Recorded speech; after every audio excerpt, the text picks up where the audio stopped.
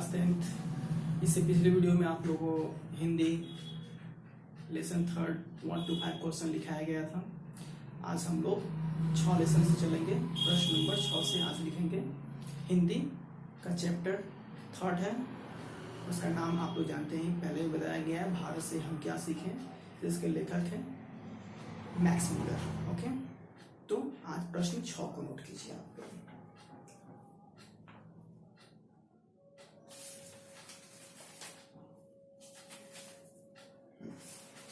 प्रश्न 6 नोट कीजिएगा। लेखक ने नीति कथाओं के क्षेत्र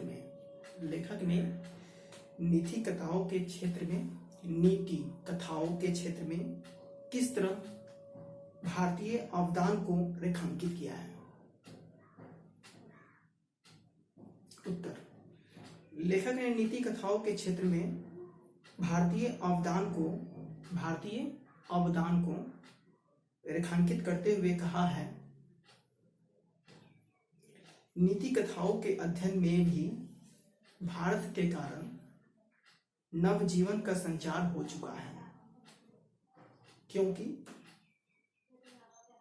भारत के कारण ही समय समय पर नानाविध साधनों और मार्गों के द्वारा अनेक नीति कथाएं पूर्व से पश्चिम की ओर आती रही है। प्रश्न 6 हो गया। प्रश्न 7 नोट कीजिएगा। भारत के साथ यूरोप के व्यापारिक संबंध के प्राचीन प्रमाण लेखक ने क्या दिखाए हैं?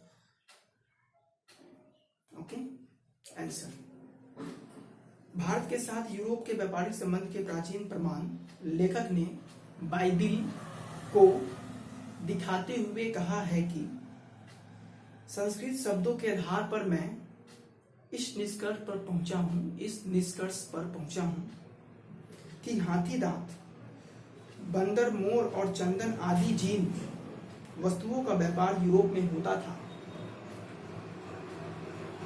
हाथी दांत,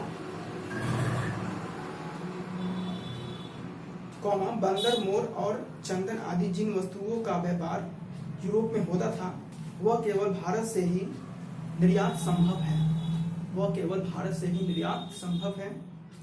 पूर्णविराम, जिसके निर्यात की बात बाइबिल में भी लिखी है।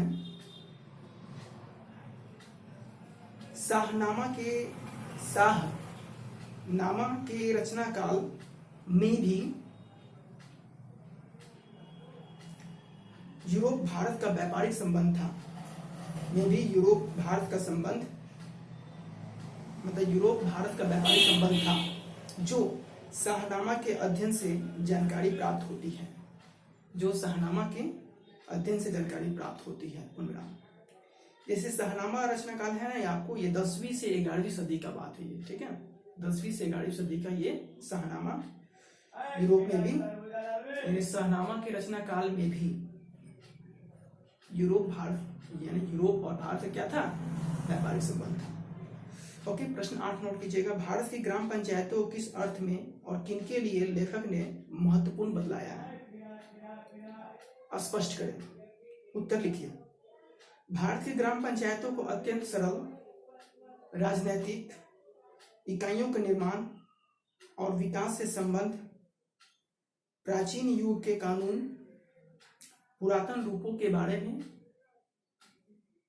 जो अनुसंधान हुए हैं, उनके महत्व और वैशिष्ट्य की परख सकने के अर्थ में राजनीतिज्ञों के लिए महत्वपूर्ण बतलाया है।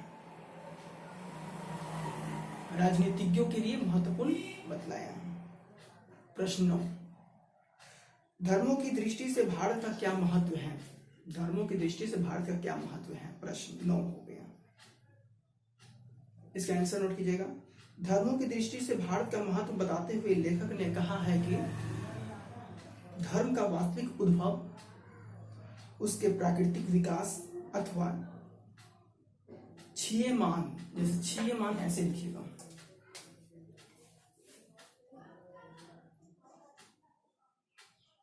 क्षीयमान, ओके, क्षीयमान रूप का प्रत्यक्ष परिचय भारत में मिलता है जब भारत ब्राह्मण धर्म कौमा वैदिक धर्म वाला तथा बौद्ध धर्म की जननी और पारसी धर्म की शरण स्थली है।